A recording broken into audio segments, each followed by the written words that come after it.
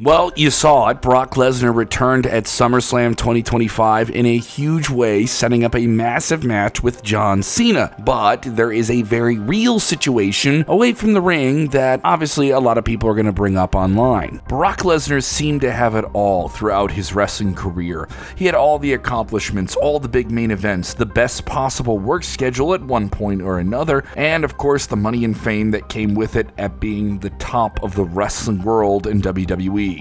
He wasn't too big on being famous outside of the ring. He didn't like the travel schedule, and of course the wear and tear of performing in it wore on him. But the fact remains, he always had an aura, a larger-than-life electricity. The light came on, and he stood brightly within it as a WWE performer, and is easily one of the biggest WWE names of the last 25 years.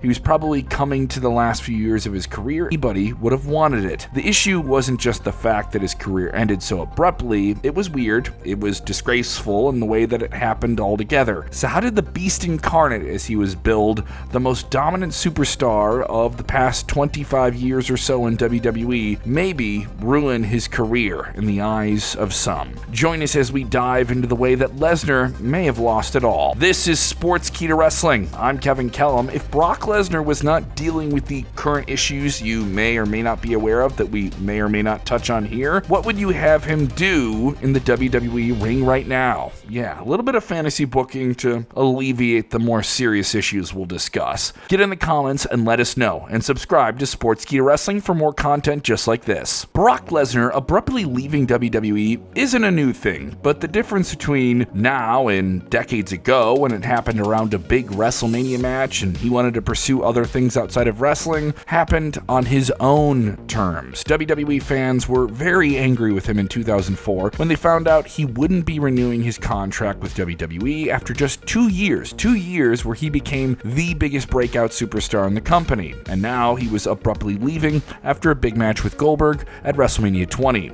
In all fairness, nobody blames him now because the trajectory of his career and the life that it took. He had a good reason to leave. He saw veterans in the locker room who had been there for decades and couldn't imagine living a life where pain medication and alcohol were the only coping mechanisms for the life he would take on in the ring and the road that would come with it. He may not have had the success he desired in the National Football League trying out for the Minnesota Vikings. He did have some brief successful bouts in New Japan Pro Wrestling, but outside of WWE, his meteoric rise in the MMA world is astonishing, particularly in the UFC, where he went on to become a UFC heavyweight champion. His box office appeal there from the pro wrestling audience translated well into the UFC, making him the most valuable star in the sport that they had ever seen up until Conor McGregor would come years later. But Lesnar was no chump, and the UFC ran a fully legitimized marketing machine around him that secured him as the baddest man on the planet. Even when he lost the title via KO, it was to a guy named Cain Velasquez, the premier heavyweight star in the MMA world at the time, so there was no real shame attached to it. It's exactly what allowed him to get the most lucrative contract in WWE upon his return around 2012, especially given the number of remote and limited dates he would work, becoming a special attraction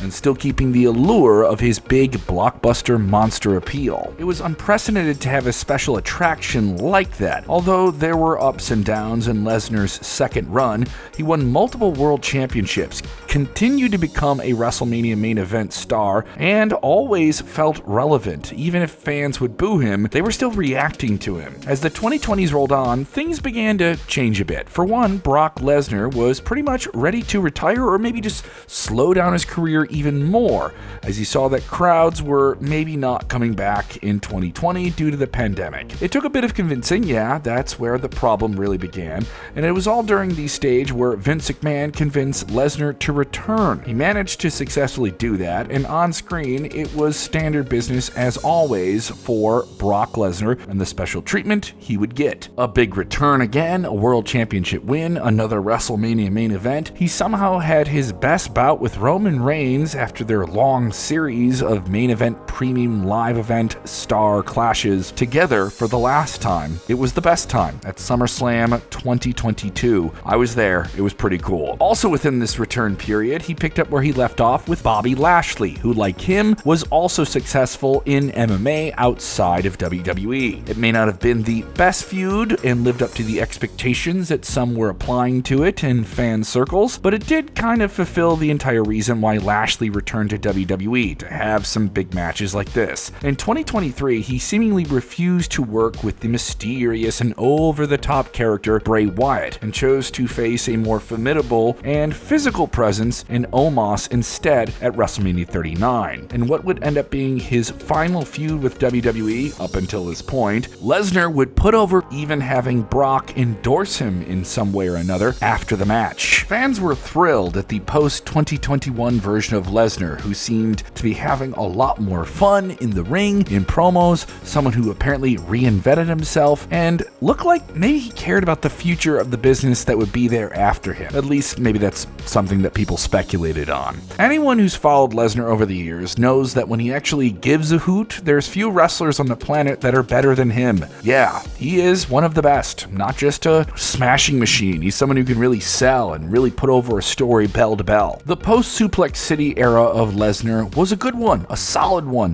that should not be underrated. But just as WWE was seemingly gearing up to bring him back for a WrestleMania season in 2024, everything abruptly, and we mean abruptly, changed. In the groundbreaking lawsuit filed by former WWE employee Janelle Grant against former WWE chairman Vince McMahon, Brock Lesnar's name was mentioned in some partial, indirect involvement, to put it simply, without us going into much details that would be harder for us to lay out here in a way that is allowed within the YouTube algorithm. We can't go into much details, but it is quite graphic and involves things that are just, as we mentioned, not algorithmic friendly. It is worth noting that Lesnar has not been listed as a defendant in the pending civil lawsuit, according to ESPN. He has been named in the lawsuit, to be clear. The lawsuit directly stated that McMahon attempted to convince a former UFC heavyweight champion to sign with WWE in 2021 and was using maybe the personal abilities of, and was going to use Miss Grant to do his bidding to make that possible. Questionable private content reportedly was a part of this disputed exchange, and you can find all of this information publicly on the internet. As is known publicly, Lesnar meeting Miss Grant in real life never materialized. This painted Brock Lesnar in a very horrible light, and it was just too much of a PR issue at the time for WWE to bring him back. When Triple H was asked, as the creative chief officer of WWE, about Brock Lesnar months later, he denied that his absence had anything to do with directly the lawsuit. He had said that Lesnar was doing Lesnar things, which presumably meant hunting on his ranch and living his very private remote life with his family, something he has professed that he really likes a lot. Triple H may have been vague and everyone wanted the big reveal, but that's part of his role, and also the entire thing is still very much up in the air and yet to be determined. His line of "Brock Lesnar isn't gone from WWE" was quite an obvious way to not take a hardline stance in anything in case it develops and gets resolved in some way, and it's not smart for him to drop any bombshells stating that Brock Lesnar is gone from WWE for good, because that has not been determined. It also comes at a time when WWE needed to maybe slow down on Brock Lesnar. You could argue that considering how stacked the main roster has been for the last 9 years or so,